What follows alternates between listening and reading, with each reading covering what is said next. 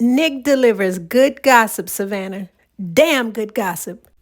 All she needs for y'all to do is like, share, comment, and subscribe, and continue to tell a friend to tell a friend to tell a friend that she exists out here in these YouTube streets.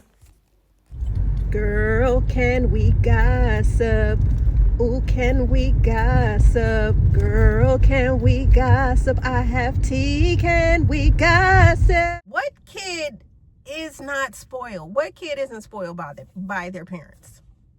So I just think it's a shame that these NFL owners did that to try to humble him. But here's the thing, like, y'all can't play with God's children. What God has for you is for you. So it doesn't matter that these NFL owners schemed and plotted and planned and thought that they were going to humble that young man by saying, oh, no, put him way at the bottom of the list. Because we as Christians, we already know the last shall be first and the first shall be last. No weapons that you try to form against us will ever prosper. What you mean for our harm, God turns it to good. So again, Shedeur just was cool, calm, collected when he got the call from the Browns organization. He was humble and he just said, thank you for taking a chance on me. So you got to give it up. Oh, and then let's talk about the little dummy, the Falcons. The little will never probably grace an NFL team, or will probably never make it to the NFL. This is what we're talking about when we talk about white mediocrity. Hey, is this Shedeur? Hey, this is Mickey Loomis here, the GM of the New Orleans Saints. How you doing? This is Mickey Loomis here, GM of the Saints. How you doing? Good, how are you, man? Good, been waiting on you. Yeah, we have. It's been a long wait, man. We're gonna take you as our next pick right here, man. It's gonna be nothing there. Yeah, but you're gonna have to wait a little bit longer, man. Sorry about that.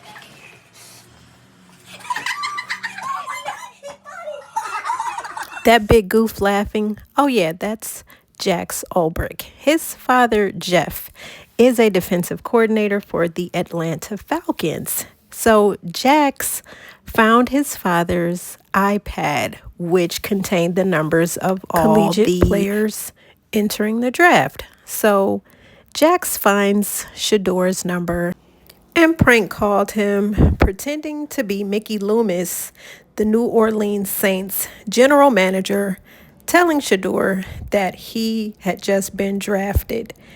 And then he immediately bursts out laughing. How dumb. The gag is his father, Jeff, was publicly embarrassed and had to go in front of the cameras to apologize to the Sanders family for this disgusting display of ignorance. I'd like to publicly apologize to Shedeur and the Sanders family for what occurred. Second of all, I want to publicly apologize to Mr. Blaine, Terry Fontenot, Reed Morris, and the entire Falcons organization. My actions of not protecting confidential data were inexcusable. My son's actions were absolutely inexcusable. And for that, we are both deeply sorry. The NFL has taken action, and I fully respect the punishment. We take full responsibility, my son and myself, and we will not be appealing the fine in any way. Going forward, I promise my son and I will work hard to demonstrate we are better than this. Again, I'm deeply sorry. What was your reaction? How did you process it? Yeah, obviously not happy and shocked. So I made the Falcons aware of the situation, and then our next course of action was to try to get a hold of the Sanders family so we could apologize in person, which we were able to do. The Sanders family, Shedeur and Coach Sanders, were amazingly gracious, more gracious than they needed to be in a moment like this. That was a phone call? Yes, and it was an opportunity for myself and for my son to apologize. Okay, see, again, waiting for a moment, hoping that Shedeur would crash out, knowing that what he did was wrong. So can we not say that this young, entitled, white, mediocre son of this coach on the Atlanta Falcons, can we not say that what he did was cocky, because his father is a coach of an NFL team that he will probably never play for. What he did was that wasn't right. That was cocky. That was classless. That was egregious. That was dumb. So all he did was make a statement. Oh, what I did was wrong. I'm so sorry. Da, da, da. You didn't mean it. You got caught, and that's why you're apologizing. You're doing that because you got caught. But had you not been caught, and had we the people not found out about you, you would have business as usual. That's what I talk about. That's what I'm talking about when I talk about white mediocrity. You felt so entitled that you were going to humble this black man. You were going to humble him. You thought it was funny. Yeah, I'm going to call him, make him think that he got drafted. But he didn't at that time. See what I'm saying? What God has for you will always be for you no matter what. So I'm just saying that to say, Shedeur, keep shining. Coach Prime, keep talking your ish. And we need more Coach Primes. We need more black fathers to have that type of mentality, to instill those words of affirmation in their kids every day. We need that as a people, because we go into a lot of spaces and places where our mediocre counterparts try to make us feel less than. They question us on the dumbest like things. I'll never forget growing up, of course, in the hood. I love it. My hood raised me and made me the woman I am today, and I'm grateful for it. But I'll never forget going away to college and, everyone sitting down as a freshman, introducing themselves. And I'll never forget, this white girl looks over at me like, what are you doing here? And I'm like, the same thing that you're doing here. Working on my collegiate degree so I can be the best person that I can be. Just like, who the fuck are you asking me? Like, I'm supposed, like, I got to show you my papers. Are you kidding me? That's what I'm saying. The entitlement and the mediocrity. Like, I could go on and on and on, but I'm going to get off my soapbox.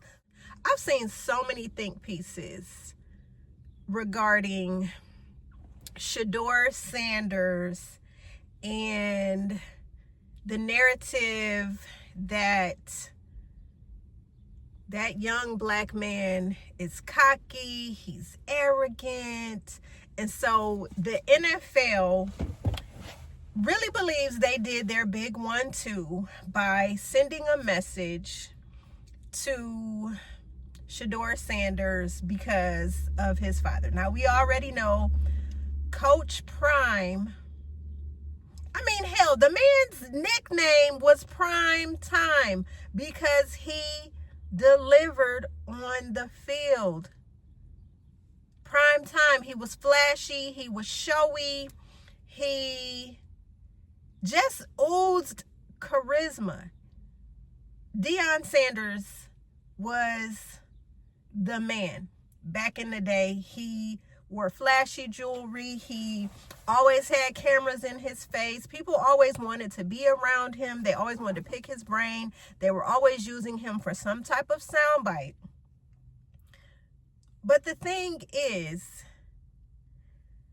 let's talk about the line between cocky and confident. It is so funny that Shedeur Sanders or any other up-and-coming athlete, black athlete, has to dim their light in order to make grown-ass, mediocre white men feel comfortable about themselves. Let's just get into it, okay? We already know NFL owners are old white men with money, and they feel that they can flaunt it, and they feel that they can get their bucks, their black players, to comply and hold the dollars over their head. So it's like a dance and pony type show. So the owners hold the millions.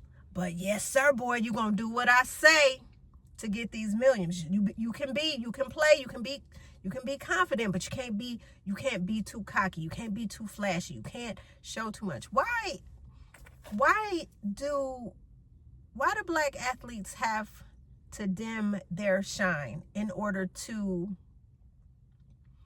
make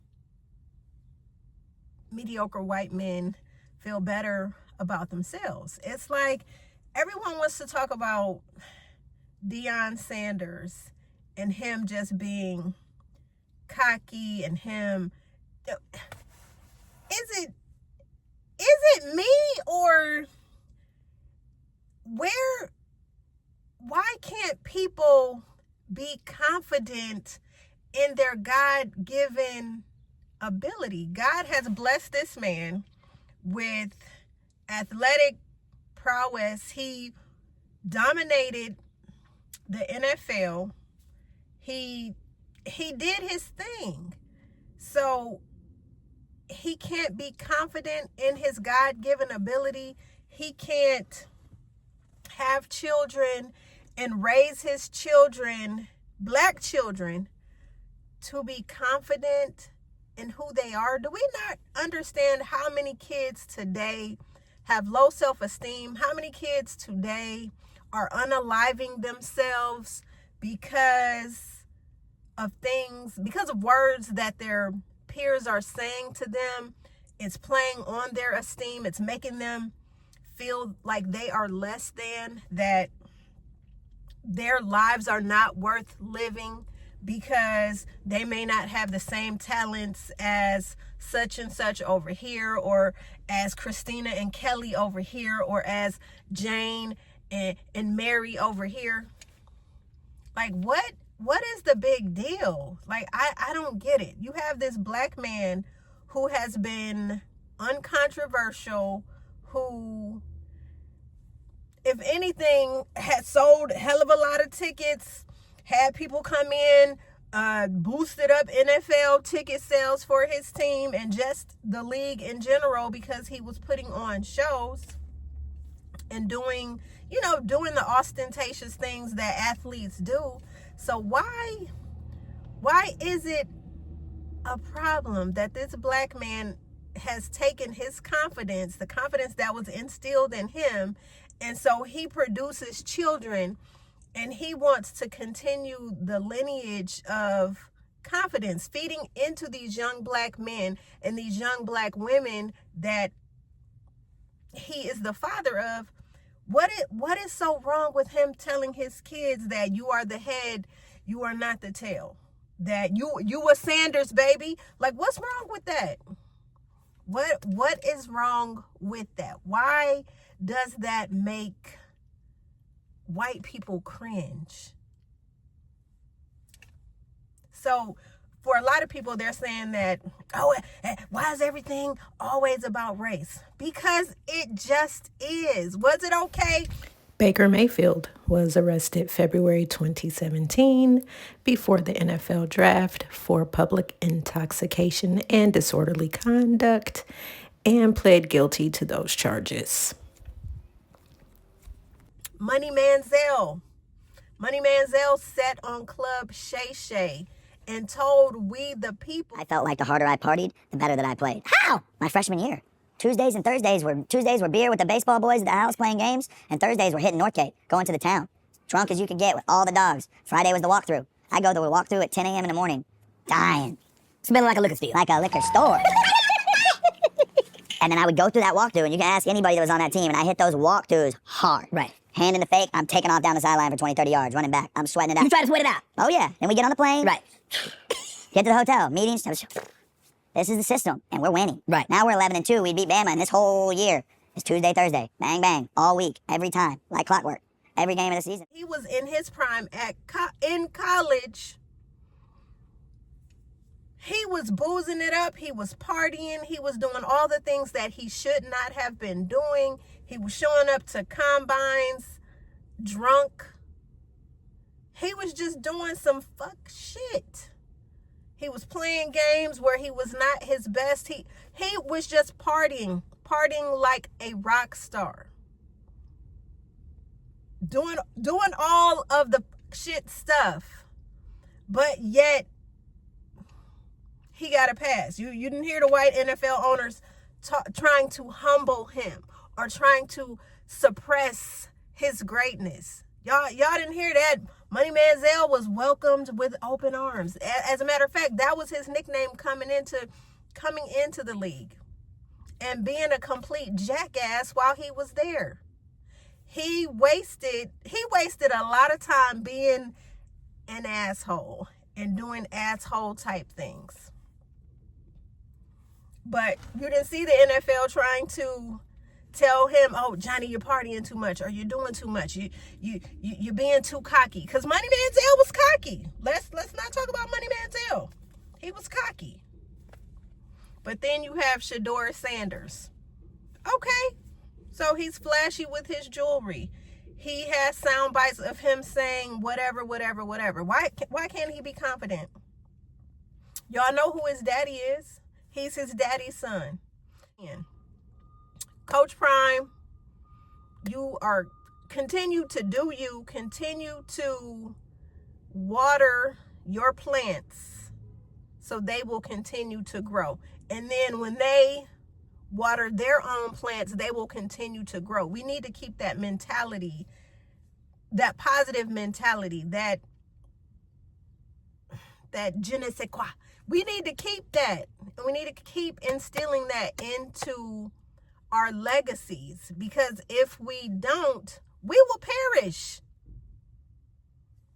So anyway, friend, I said what I needed to say. I just really needed to get that off my chest after watching all these think pieces. So listen, y'all get with me in the comments. Let me know how you feel about this Shedeur Sanders situation.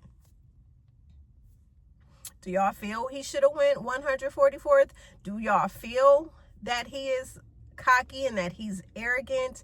And do you feel that the NFL was trying to send a message to his father and trying to humble the Sanders family by making Shedeur the last in the draft? I mean, let's get into it. Let's get into it in the comments, and I'm going to get into it with y'all in the next video. Nick delivers good gossip, Savannah. Damn good gossip. All she needs for y'all to do is like, share, comment, and subscribe, and continue to tell a friend to tell a friend to tell a friend that she exists out here in these YouTube streets. Girl, can we gossip? Ooh, can we gossip? Girl, can we gossip? I have tea, can we gossip?